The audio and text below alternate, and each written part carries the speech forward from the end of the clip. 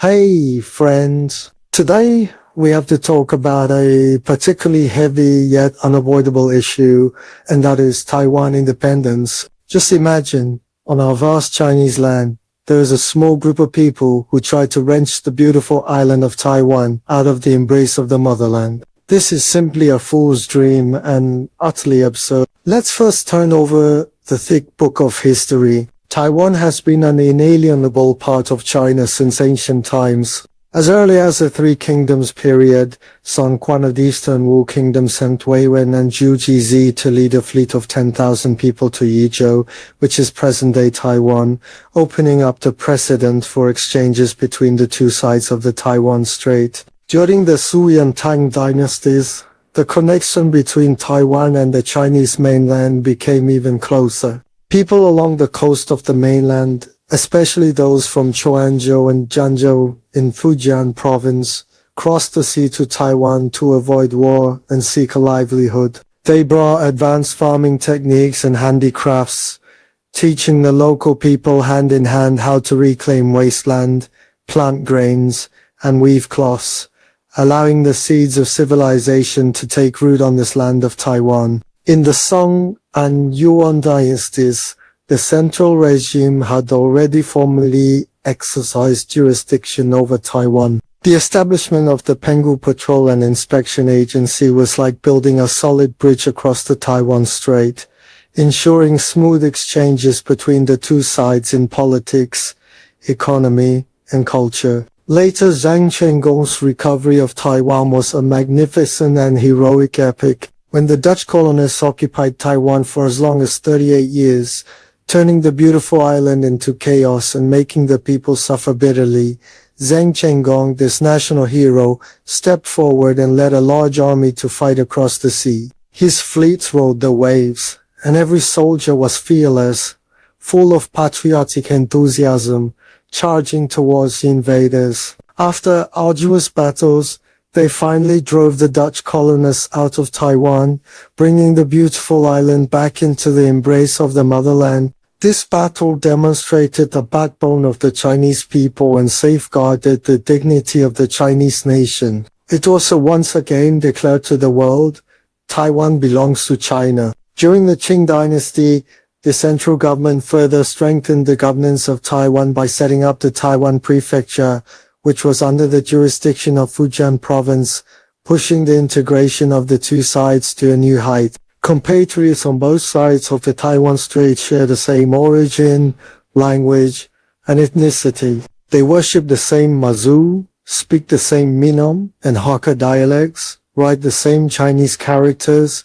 and celebrate the same Spring Festival and Mid-Autumn Festival. The blood bond has long been deeply ingrained in the bones. Can it be severed by a few fallacies and petty tricks of the Taiwan independence elements?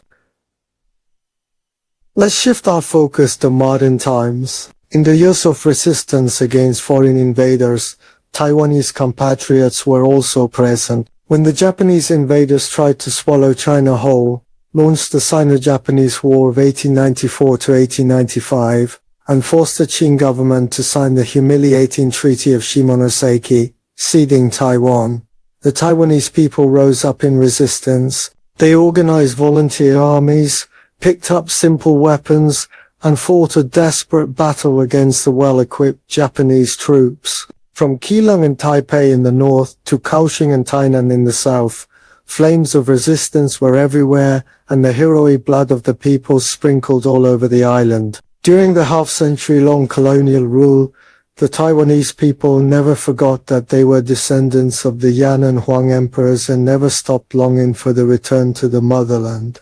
They used their actions to interpret their loyalty to the nation and their attachment to their homeland. Finally, after the arduous struggle, victory in the war of resistance against Japanese aggression came, and Taiwan was recovered. Compatriots on both sides of the Taiwan Strait wept with joy, thinking that they could work together to create a bright future from then on. But who would have thought that the cancer of Taiwan independence would breed in the dark? A small group of people with ulterior motives, instigated and supported by external forces, tried to split the country. They fabricated the so-called Taiwan ethnic theory, claiming that Taiwanese people are not Chinese.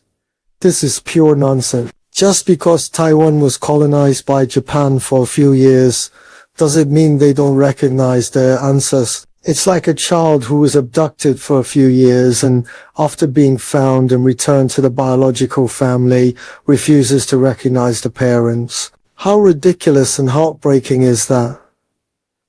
Now let's take a look at the reality. What good things have the Taiwan independence elements done in recent years? For their own self-interest, they don't hesitate to sell out the future of Taiwan. They take the hard-earned money of the Taiwanese people to buy worthless junk, outdated weapons from the United States. They call it self-defense, but in fact, it's paying protection money to the United States, willingly becoming their pawns. Look, by buying those overpriced weapons, the well-being of the Taiwanese people has been delayed. Education funds have been cut, and children's classrooms are dilapidated. Medical resources are tight, and the sick elderly can't even get a hospital appointment. Infrastructure is aging, and a heavy rain can turn the city into a flood zone. But what about the Taiwan independence element? They are counting the kickbacks they get from arms dealers in their cozy nests,